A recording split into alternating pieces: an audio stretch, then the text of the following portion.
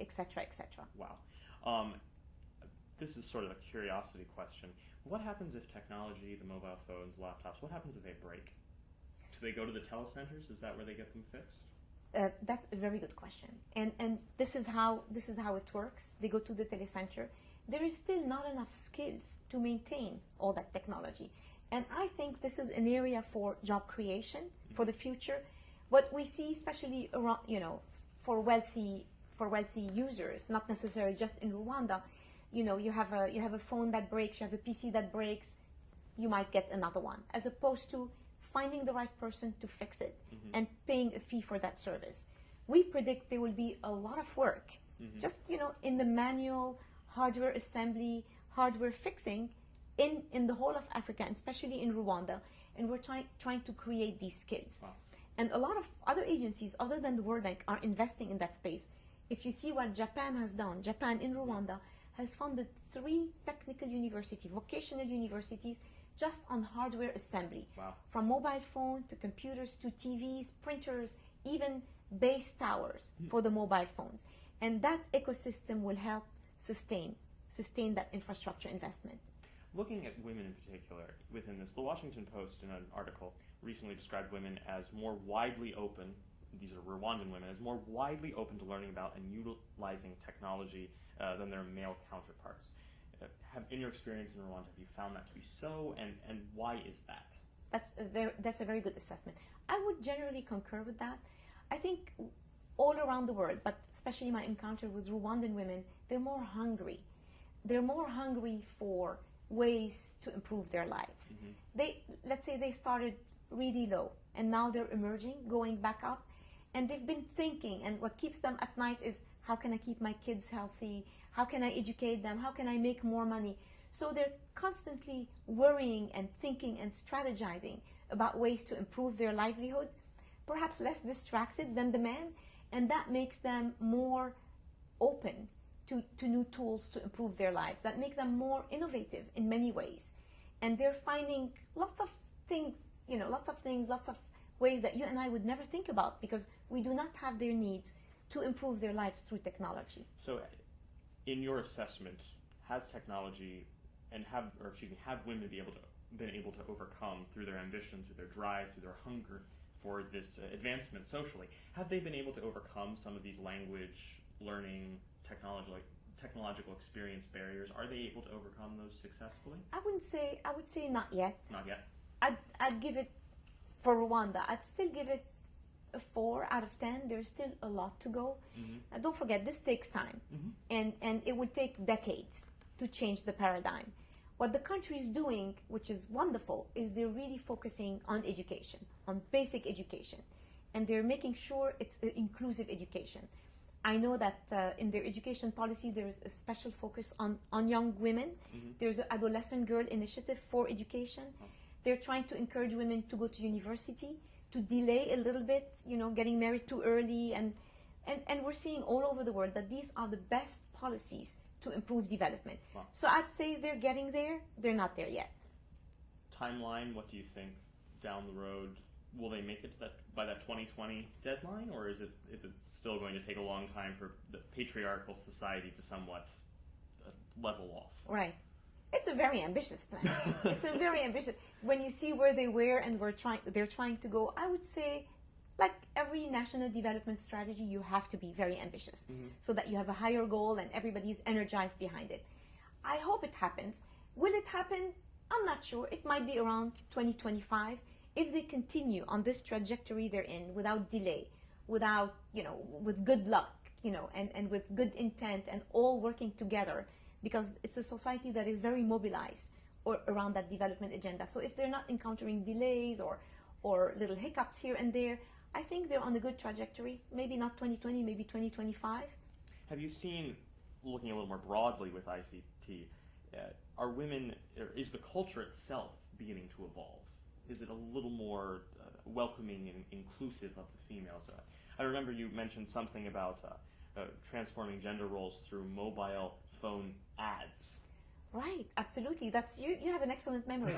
And indeed, when you see they have 3 operators there, and when you remember the ads they had in 2005, when the first one was first ramping out its services, you had mostly young men using the phone or older men.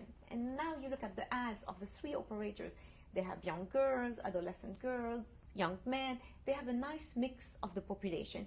And I think that for the viewer empowers them by making them, wow, I have a role model in front of me. This is a young woman farmer who's harvesting the crop while talking on the phone. I can do it too. And so it gives this, feel-good perspective and gives good role models. So you see somewhat of a gender shift, Absolutely. sort of slowly but surely evolving in Absolutely, Rwanda. absolutely. And in schools, just to give you an idea, in many schools, and I've been reading that a little bit after our project closed, but our project financed a few of these. For the girls who were best performing in math and science, there would be an award, the Umbutu Award, and it would be a laptop. Wow. And the laptop came with a training package where the young girl between 14 and 18 would be taught how to use the laptop, but also the family, to make sure everybody's included. You're building not just only Right. empowering women, but also the family Absolutely. itself. You don't want resentment. You want the parents to be on board. You want the brothers and the sisters to all be on board, so there's no conflict around that. So what is next for Rwanda in terms of ICT? You're using ICT mainly for economic purposes at this point. What's the next stage? So we spoke a lot about applications for empowering the rural agricultural manpower and female power. They've been doing a lot of work in Rwanda on ICT for government efficiency, how to reduce paper. They're trying to really have a paperless office. Oh, wow. Record management, you'd be amazed. Some of the applications they're using for government, because they started a bit late, are really world-class application, and they're increasing the government efficiency and ability to service citizens, to provide services online. You can register your business online within a day, as opposed to taking 6-7 weeks and a lot of paperwork and approval and stamping here and there. So there's that whole environment which is very good for doing business. So Rwanda's becoming very high in the list of doing business. In fact, it was voted 3 years ago #1 reformer in doing business, because it had done a lot of changes On the world stage? on the world stage by our unit called Doing Business. They ranked it #1. That was, I think, 3-4 years ago. Then we had Georgia and other countries. But so, I mean, basically it provides confidence to investors. And we're seeing a lot of companies coming to Kigali and establishing little hubs for East Africa. Such as?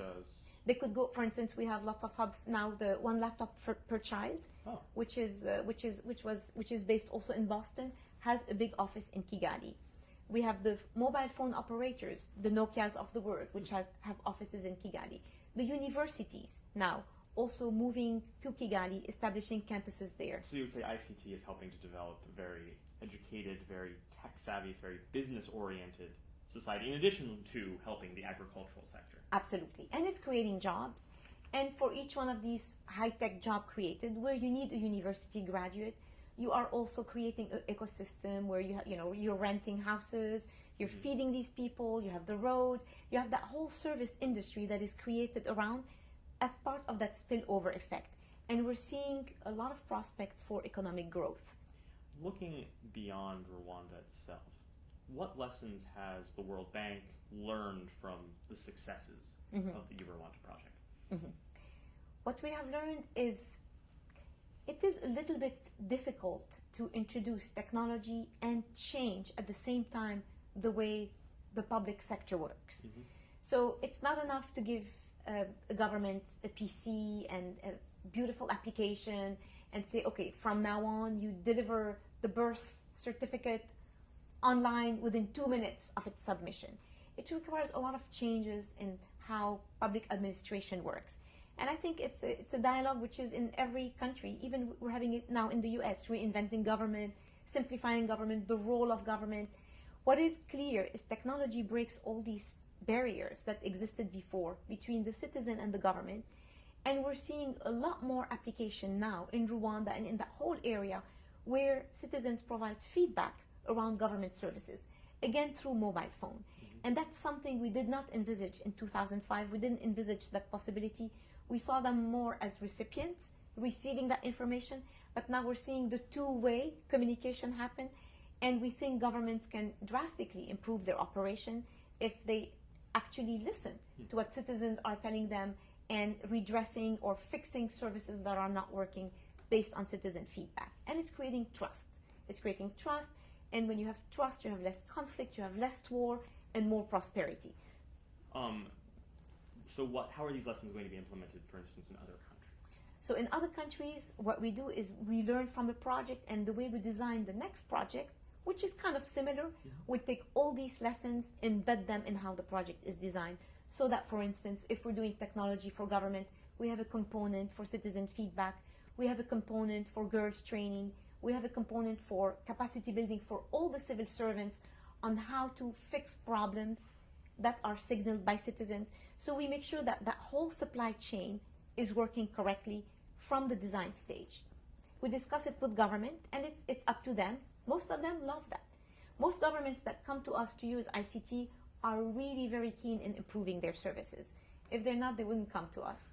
They know that once they put technology out there, it's going to be a lot more transparent, the data's out there, they're going to be judged, they're going to be criticized, and they're willing to take that risk because they have this genuine desire to improve.